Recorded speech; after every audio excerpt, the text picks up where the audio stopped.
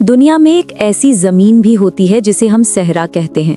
आमतौर पर हमारे जहन में सहरा का तस्वुर रेत के वसी मैदानों से बनता है, लेकिन हकीकत ये है कि सहरा हमेशा रेत वाला नहीं होता।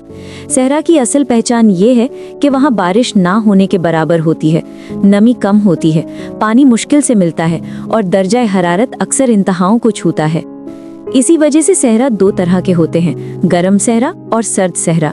ये बात भी दिलचस्प है कि दुनिया के सबसे बड़े सहरा रेत नहीं बल्कि बर्फ से ढके हुए हैं। गर्म सहरा वो इलाके हैं जहां साल भर शदीद गर्मी रहती है, सूरज बरहाएं रास्त जमीन को जला देता है, बारिश बहुत कम होती है और दिन के वक्त दर्जा हरारत 50 डिग्री तक भी जा सकता है। सबसे बड़ा गर्म सहरा सहराए सहारा है जो अफ्रीका के 11 मुल्कों में फैला हुआ है। इसके अलावा अरब का सहरा, थर का सहरा, गोभी का गर्म हिस्सा, मोहावे, कालाहारी और ऑस्ट्रेलिया के वसी खुश्क मैदान भी गर्म सहराओं में शामिल है। यहाँ रेत के टीले, खुश्क हवाएं, कमजोर नाबातात और तूफानी आंधियां आम होती हैं। गर्म सहराओं में मिराजिज यानी सराब भी बहुत बनते हैं, क्योंकि गर्मी के बायस जमीन के ऊपर हवा की तहें मुख्तलिफ दर्जाए हरारत रखती हैं और रोशनी इनमें मुड़कर पानी जैसा धोखा पैदा करती है। दूसरी तरफ सर्द सहरा एक बिल्कुल मुख्तलिफ दुनिया है। यहाँ शदीद गर्मी नहीं होती बल्कि इंतहाई सर्द मौसम होता है, मगर बारिश वहाँ भी ना होने के बराबर होती है। इसी वजह से वो भी सहरा कहलाते हैं। अंटार्कटिका, जो दुनिया का सबसे बड़ा सर्द सहरा है, मुकम्मल तौर पर बर्फ से ढका हुआ है, लेकिन फिर भी उसे सहरा कहा जाता है क्योंकि वहाँ पूरे साल की नमी और बारिश की मिकदार दुनिया में सबसे कम है। इसी तरह आर्कटिक का इलाका भी सर्द सहरा है और गोबी का शिमाली हिस्सा, पामीर, तिब्बत और वस्ती एशिया के कई खित्ते सर्द सहराओं में शामिल हैं।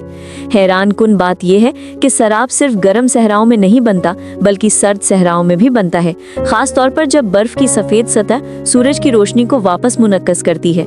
कभी कभी नजर ऐसा धोखा देती है कि दूर पानी या बस्ती जैसी चीज नजर आती है, जबकि हकीकत में वहाँ कुछ भी नहीं होता। रोशनी हमेशा एक ऐसी सिमत में जाती है जिसमें उसे कम मुज़ाहिमत मिले, और जब हवा की तहों में दर्जाए हरारत का फर्क पैदा हो जाए तो यही फर्क रोशनी को मोड़कर सराब दिखा देता है। सहरा की जिंदगी बहुत सख्त होती है। गर्म सहरा में दर्जाए हरारत, पानी की कमी, रेत के तूफान और तेज धूप मुश्किलात पैदा करती है, जबकि सर्द सहरा में शदीद ठंड, बर्फानी हवाएं और मुंजमद सतह इंसान और जानवर दोनों के लिए चैलेंज होती है। लेकिन फिर भी दोनों किस्म के सहरा में जिंदगी मौजूद है। कैक्टस जैसे पौधे, छिपकलियां, सांप, ऊंट और कुछ खास किस्म के जानवर गर्म सहराओं में पाए जाते हैं, जबकि बर्फानी लोमड़ी, कुतबी रीछ, मखसूस परिंदे और सख्त जान पौधे सर्द सहराओं में जिंदा रहने के हुनर रखते हैं।